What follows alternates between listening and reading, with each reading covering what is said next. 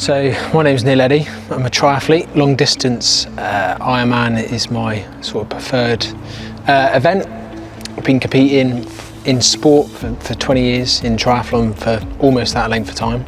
I'm director of communities at Mounts Bay, and like I said, in my pastime, I train for long distance triathlon. Has there been a most challenging moment within the sport of triathlon for you over the 20 years? There's probably a couple, a couple of moments that really define, I think, in the longer distance. When I was racing short course races, I finished in the World Champs fourth a couple of times, and it was, seconds in it, and it was kind of something that I had to overcome. And then when I won the Amateur World Championships, I was like, that's great, and I know to move on to something else. And when I went to the long course racing, and over the last 6-7 years that I've been racing Ironman, there's a few occasions where, the very first time I raced in Kona, not knowing what it's about, not understanding nutrition in the right way, and just learning so much that, I could have easily finished that race after 5 miles on the run. I could have literally gone to sleep on the side of the road, didn't get the nutrition right. I was I was dizzy, I was dehydrated, and I was like, well, actually, I'm here. I don't know if I'm ever going to come back here. I have, but and come back and succeeded quite well there. But at the time I didn't know, and I was like, if I need to walk the next 21 miles, I'm going to do that, and I'm going to honour the race and finish the race. And then that's happened. Similar things have happened in a couple of other races where, I had COVID 2 weeks before a race, and I got onto the run, and I looked at Emily on the run. She's normally thinking, at some point he's normally happy and smiling and saying hello, and for the whole run I was just like head down. I just need to suffer. And after 9 miles of the run, I was like, I got 17 miles to run, and I am feeling horrendous, And it's just kind of, I guess you understand how much the body can do, and how much you can push yourself, and how you can get through those moments that afterwards you're like, I'm glad I've done that, without going too extreme and putting yourself in a on a stretcher at the end of the race or so, which I have done as well, but for good reasons, and winning races. But yeah, it's just kind of and again, those things make you stronger though, right? So the next race you learn from it, or you can rely on that you've put the miles in, and that you've covered those bits, and you think, right, I'm ready to go again. Yeah, absolutely. And you kind of you learn your body, and you learn how to manage it. At times it's like, does my body need some carbs? Does my body need sodium? What is it? Why am I feeling quite like this at the moment? Sometimes you didn't get it right, and you need to kind of understand your body and how to push it.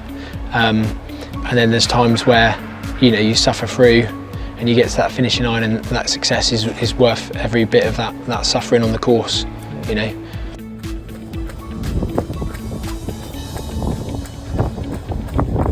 How will the Kona week look? Obviously, it'll look very different to being here in Cornwall. So how does that work? How far in advance do you arrive there? How do you prepare for that? Obviously, it's a long way to travel. How does that work for the? Yeah, so I've lucky enough, this is the 5th time I've been to Kona, so hopefully I'm experienced enough to kind of think what works well for me, and things work for different people. But being in that climate, for anyone that doesn't know, it's very humid. I made the mistake of having a look the other day, and it's 99% humidity. So that means that when you're sweating and stuff, your body's not cooling down. So it's how do you train for that leading up to the event. So I work with Precision Fuel and Hydration. We're working together on a bit of a heat adapted plan. So over the next 10 days, I'll do some heat training every day for 10 days and try and hold on to that going into the race. And then leading into the race, we're going to fly out to Texas, to Houston. We've got some contacts there that we go and stay with, and that's really humid, really hot, and that just helps break it up. So rather than fly direct to Kona, so we'll stop off in Texas, and because we've got a little baby now, it breaks up the journey. So we'll stay there for a week, acclimatise onto Kona, get there a week before the race, and then do a few sessions during the day in the heat, but not too much, not to drain the body, but just enough to kind of acclimatise, get used to the conditions. And then the race week will very much look like probably 6 hours worth of training of different bits, doing all 3 during the week, just a little bit of intensity, and then taking it easy towards the end of the week and just loading up and getting things right and ready for race day. First big day in the woodlands, boiling hot. Blew up a little bit on the run, but that's part of the process, I guess. Just need to get a bit more heat acclimatised. 4 hours on the bike with 2 1-hour efforts, and then a build run for 75 minutes off. Time to hydrate. So have you thought any further than Kona? Is there any plans beyond Kona, or is it just you purely focused on Kona for a moment? Yeah, and I think it doesn't matter what level you're at, you know, whether you're going there to try and compete for the podium or you're going there for the first time.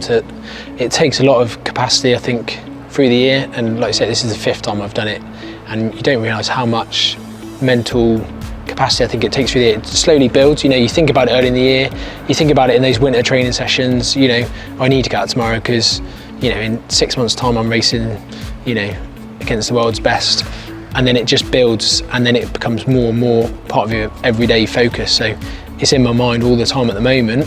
I haven't really thought too much past that. You know, we have agreed as a family and together that this will be the last time that I go to Kona.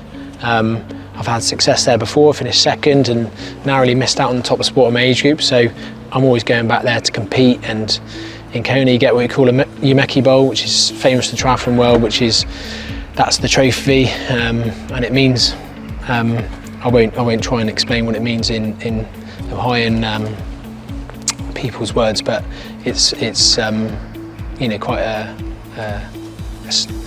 prestigious thing. Prestigious thing for them to hand out as a. So going back to try and get on the podium and get another Yumeki Bowl is the target at the moment, and anything past that, you know, maybe life balance will balance out a bit more towards the family and less around my training and competing and everything that I do. Just wanted to say thank you for your time. All the very best in Kona. Yeah. Good luck. Kernow's behind you, and we wish you all the very best, Neil. Thank you, mate. Thanks for all the support that you guys do, and you're welcome. It's a pleasure to be part of the team, and thank you.